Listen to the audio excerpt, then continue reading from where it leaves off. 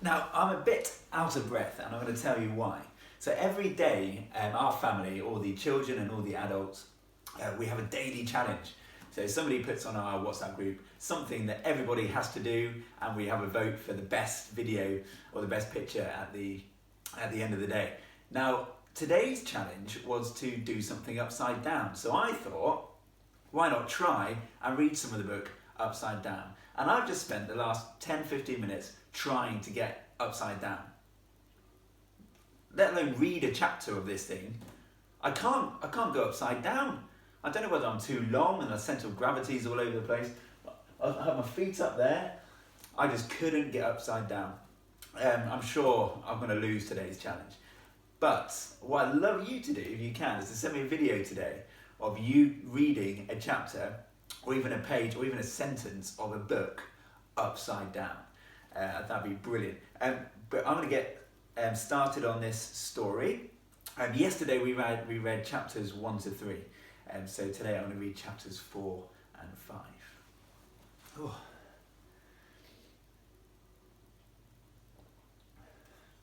Right, here we go. Chapter 4. The Great Bavarian Mountain Owl. Now, how did Aunt Alberta come to have a great Bavarian mountain owl as a pet, I hear you ask?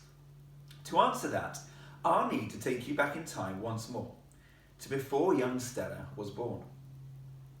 Soon after Alberta had lost all the family's money at the Tiddlywinks tables of Monte Carlo, Europe was thrust into war. Chester joined the army as an officer and was awarded a chestful of medals for his bravery on the battlefields of France. Meanwhile, his sister also enlisted and found herself fighting in the forests of Bavaria as a machine gunner. Unusually for someone who was British, she chose to fight on the German side. Alberta's only reason was that she preferred the German uniforms. She felt she looked smoking hot in one of the German army's spiked helmets called Pickelhaube. You can judge for yourselves. One thing she had done as a child was to steal rare birds' eggs. Alberta knew that the great Bavarian mountain owl was one of the rarest birds in the world. So when she spotted one nesting in the forest where she was posted, she climbed the tree and stole the egg out of its nest. Then she sat on it until it hatched and named the little owlet Wagner after her favourite German composer. The war ended soon after. Alberta had been fighting for the losing side, and the prospect of being sent to a prisoner of war camp did not appeal. So she stole a Zeppelin, one of the huge German military airships. With the little owlet Wagner safely under her arm, she took to the air. At first, all went well. She piloted the Zeppelin hundreds of miles over mainland Europe. However, while flying over the English Channel with the white cliffs of Dover in sight, disaster struck. The metal spike on her helmet burst the huge gas cell above her. Instantly, the Zeppelin started violently spurting hot air. The airship was really nothing more than a giant balloon after all. It farted its way across the sky at terrific speed before crash landing into the sea with a plop. Alberta just managed to swim to shore. The owlet, still larger than an average owl, perched precariously on her head. Once safely back at Saxby Hall, she began training the bird. Wagner never knew his real owl parents, but quickly accepted Alberta as his mother. Indeed, the woman would feed the owlet live worms and spiders from her mouth, passing them from lip to bill. As Wagner grew, so did the treats. Soon she would feed him mice and sparrows she had caught in traps. Food became a reward. And over time, Alberta had taught her owl a number of impressive tricks. Fetching her slippers, flying a loop-the-loop, aerial reconnaissance, a military term she had picked up while fighting in World War I, which meant spying from the air. Dive-bombing children's kites, stealing old ladies' knickers from washing lines, dropping stink bombs from the air at the village's summer fete, delivering a letter or parcel within a 100-mile radius, duetting with her on her favourite German opera arias. This was painful to listen to, as Aunt Alberta was an even worse singer than the owl.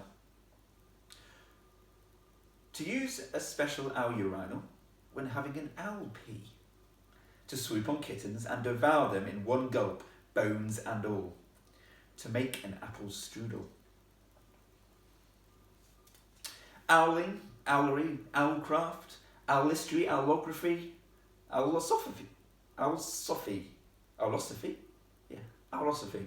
Call it what you will. Alberta became an expert. Soon she and her loved Wagner became famous in owling circles. They even started doing photo shoots for specialist bird of prey publications such as My Owl, Just Owls, Owl, Owls, Owls, Owls, Owls Only, Mature Owls, and Owling Monthly, the magazine for owls and their admirers. Once they even appeared together on the cover of Twit Who, very much the Hello magazine of the owl world. Inside there were 12 pages of At Home With photographs and a lengthy interview where they talked about how they had met and their hopes for their future together. Of course, Wagner's answers were all in squawks. Alberta and Wagner, Wagner and Alberta. It was a very close relationship. The pair travelled everywhere together on Alberta's motorcycle, with Wagner in the sidecar. Both had matching leather flying helmets and goggles. What was more unusual still was that Alberta and Wagner also shared a bed. When Stella would bring her aunt her nightly glass of sherry, Alberta and Wagner would be tucked up together in matching striped pyjamas reading the day's newspapers. It was a bizarre sight. Another time, Stella heard the two of them splashing around in the bath together. It wasn't natural, it wasn't right, and it definitely couldn't be hygienic, especially not for the owl. However, this closeness between man and beast was not without purpose. For all this time, Aunt Alberta was training her owl to obey her every command, even to do unspeakable evil. Chapter 5. Mummified. Now we have learned all about Alberta and her great Bavarian mountain owl, we can return to our story. Up in Stella's bedroom at the top of Saxby Hall, the little girl was laid out on her bed. A deep shadow loomed over her, the shadow of her Aunt Alberta, with her pet owl. Wagner perched on her hand. Stella's voice cracked as she asked her aunt, I don't understand. How can I have been asleep for months? Alberta thought for a moment and took a live mouse out of her pocket by its tail before dropping it into Wagner's mouth. The bird wolfed the unfortunate creature whole. Ever since the accident, replied the woman. Accident? What accident? Stella pleaded. Aunt Alberta approached the girl's bed and rested a hand on the blanket. The accident that did this to you. With a theatrical flourish, the woman whipped the blanket off the bed. Stella looked down in horror to see that her entire body was bandaged up. It was as if she was an ancient Egyptian pharaoh, mummified in a pyramid. Every bone in your body has been broken. No! Cried the girl. Yes, replied Alberta, mocking her niece's tone. Each little bone was shattered into hundreds of pieces. You had to be scooped up like a piece of wibbly-wobbly jelly. How? What happened? Where are Mama and Papa? Pleaded Stella. The little girl had so many questions. Her words were tumbling out in desperation. Aunt Alberta merely smirked. She sucked on her pipe and blew some smoke into her niece's face. Oh, so many questions. All in good time, child. But I need to know, demanded Stella. Now! Alberta tutted. Perhaps you would like a game of tiddlywinks first. The girl couldn't believe what she was hearing. What are you talking about? The woman pulled a box off the girl's shelf and put it down on the bed. This isn't the time, said Stella. There's always time for tiddlywinks, replied Alberta. as she busied herself arranging all the pieces of the game. "Might go first," she said excitedly, as she pushed down on her squidger to flip one of her winks into flight. It landed with a ping into the pot. "1,000,007 points to me. Your go." Stella stared at her aunt, her eyes bulging with fury. "Oh no, silly me, I've forgotten. Both your arms are broken. Looks like I've won again." "I never wanted to play." "No one likes a bad loser, Stella." "I need to know what's happened to my parents," shouted the girl. Alberta shook her head at her niece's behaviour. "Now, if you can be quiet for just a moment, your Auntie will tell you exactly what happened." She often spoke in this baby talk. It made Stella's skin crawl. "You have no memory at all of the accident?" No. Try she might, Stella could not remember anything. She must have hit her head hard. But how? "Please tell me." "Oh dear, oh dear, oh dear. Oh dearie, dearie me." "What? Tell me, I'm begging you." "Hush, this instant," hissed the woman. The girl had no option but to fall silent. "Now, Auntie can begin." It was as if she was telling a bedtime story. "It was a rainy morning. You were sat in the back seat of your father's Rolls Royce on your way into London. Your father had another appointment with the bank manager, while your mother was going to take you to see Buckingham Palace. But alas, your jolly aunt was not to be." "Why? What happened?" "Perhaps your father had been drinking." "He never drank," protested Stella. "And he must have been driving too fast." "He never drove too fast." But Alberta was in full flow now, and there was absolutely no stopping her. "The Rolls Royce was speeding along a coastal road. Your father lost control of the car on a sharp bend and..."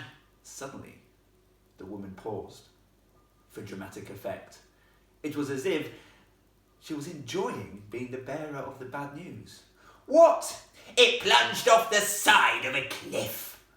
"No!" Stella screamed. "Yes, smashing on the rocks below," Alberta said, before adding her own sound effect. Boom! Stella was sobbing now. There, said Alberta, patting her niece on her head as if she were a dog. "You, child, are very lucky to be alive.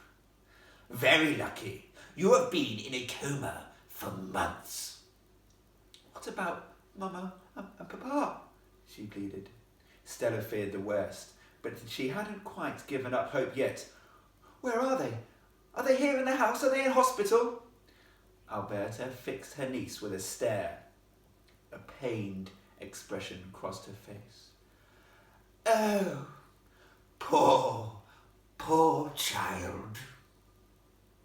Aunt Alberta shook her head and perched on the side of the bed, her hefty frame causing the mattress to tip violently to the side.